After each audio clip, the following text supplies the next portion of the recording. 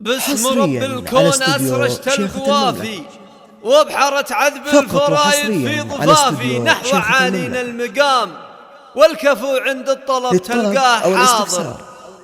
انثر القيفان في ميقاف سامي محفله للعز والجود السلامي هم كرام من كرام وارثين المجد كابر بعد كابر. باسم رب الكون أسرجت القوافي وبحارة عذب الفرايد في ضفافي نحو عالينا المقام والكفو عند الطلب تلقاه حاضر. انثر القيفان في ميقاف سامي محفله للعز والجود السلامي هم كرام من كرام وارثين المجد كابر بعد كابر. يوم عرس اللي تفرد في صفاته وعلي صاحب ازدانت حياته بعد ما نال المرام فانتهاني له تجود الصق مشاعر. المكارم دوم بأخلاقه وفيره له مكانه بين خلق الله كبيره يستحق الاحترام قلبه طاهر بحب الخير عامر. والده رمز الوفا والعز صاحب حاضر بقلوبنا ومن كان غايب يرحمه رب الانام.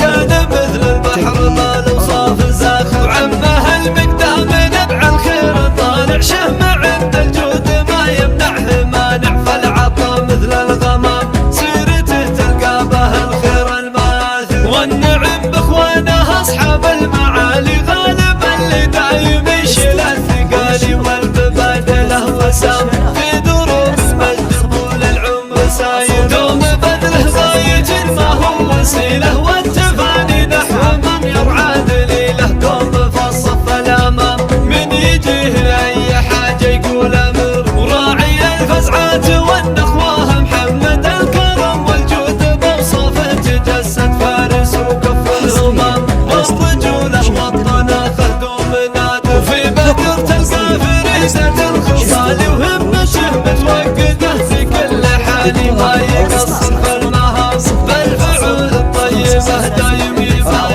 باسم رب الكون اسرجت القوافي وبحارة عذب الفرايد في ضفافي نحو عالينا المقام والكفو عند الطلب تلقاه حاضر. انثر القيفان في ميقاف سامي محفله للعز والجود السلامي هم كرام من كرام وارثين المجد كابر بعد كابر. يوم عرس اللي تفرد في صفاته وعلي بن صاحب ازدانت حياته بعد ما نال المرام فانتهاني له تجود اصدق مشاعر. المكارم دوم باخلاقه وفيره له مكانه بين خلق الله كبيره يستحق الاحترام قلبه الطاهر بحب الخير عامر. والده رمز الوفا والعز صاحب حاضر بقلوبنا ومن كان غايب يرحمه رب الانام.